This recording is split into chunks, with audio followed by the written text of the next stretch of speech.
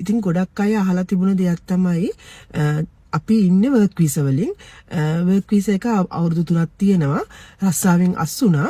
ඉතින් දැන් මේ වෙනකොට මේ රස්සාවක් නැහැ.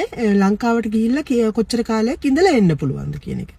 ඉතින් ලංකාවට ගිහිල්ලා ඉඳලා එන කාලයට වඩා තියෙන මෙතන ගැටලුව තමයි රස්සාවෙන් අස් වෙලා දින 14ක් ඇතුළත ඉමිග්‍රේෂන් ඔෆිස් එකට දැනුම් දෙන්න ඕනේ කියලා නීතියක් තියෙනවා. එතකොට මේ නීතිය දැන් අපි සිද්ධ වෙලා නැහැනේ. දැන් අපි මේ දැනුම් දීලා නැහැ. දැනුම් දෙන්න ඕන අනිවාර්යයෙන්ම. එතකොට ඊළඟ දේ තමයි ඊළඟ රස්සාවට තීරණය වෙලා නැහැ.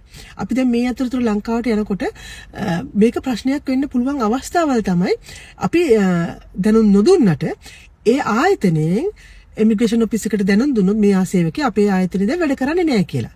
මොකද ආයතනයට ඇත්තටම ආයතනයක සේවකයෙක් ගන්න මේ වීසා එකක් නිකුත් කරන්නේ ඒ ආයතනයේ වැඩ කරන්නනේ. මේ ආයතනයේ ඔයා වැඩ කරගෙන යන්න කියලා තමයි දෙන්නේ ඒ ආයතනෙට. එතකොට ඒ ආයතනෙන් අයින් වුණාට පස්සේ ඒ ආයතනේ වගකීමක් නැත්නම් ඒ පුද්ගලයා මගේ ආයතනේ ඉන්නවා කියලානේ තියෙන්නේ. ඉතින් ඒකට දැනුම් දෙන්න ඕන අනිවාර්යයෙන්ම ඉමිග්‍රේෂන් ඔෆිස් එකට දැනුම් දුන්නේ නැත්නම් ඒක ආයතනෙට ප්‍රශ්නයක් වෙනවා. මොකද මෙයා අස් වෙලානේ ඉන්නේ. අස්විච්ච කෙනෙක්ගේ නමක් තියාගන්නවා කියන්නේ ආයතනෙට ගැටලුවක්. ඒක නිසා ආයතනේ අනිවාර්යෙන් දැනුම් දෙන්න ඕනේ. එයාලා දැනුම් දෙනවා. එතකොට දැනුම් දුන්නාට පස්සේ ඔයා එයාපෝට් එකේදී මේ රස්සාවෙන් අස් වුණා. ඔයා දැනුම් දුන්නේ නේ. ඔයා ලංකාවට මේ ගිහින් එනකොට සමහරට බලපන්නත් පුළුවන් මේක. මේ ඇයි හපව් එන්නේ කියලානේ. රස්සාවක් නෑ නේද කියලා. එන්න පුළුවන්. මේක අනිවාර්යෙන් එනවා කෙනෙක් කියන එක නෙමෙයි.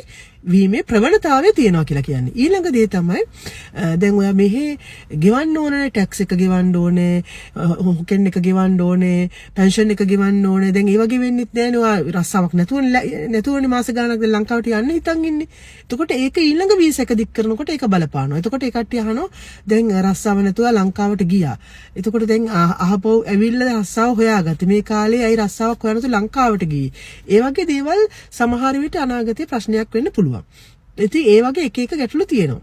හොඳම ක්‍රමය තමයි එහෙමනම් කරන්න තියෙන ඊළඟ ජොබ් එක හොයාගෙන එයා ජොබ් එකට යන්න ඉස්සෙල්ලා මේ පොඩ්ඩක් ලංකාවට ගිහින් එනවා කියලා ඒ ආයතනයත් එක්ක කතා කරගෙන ඒ රස්සාවේ ඇතුළත් වුණා කියන ඩිය කීවිර ටිකත් මේ ඉමිග්‍රේෂන් ඔෆිස් එකට බාර දීලා මම මේ රස්සාවෙන් අස් වුණා.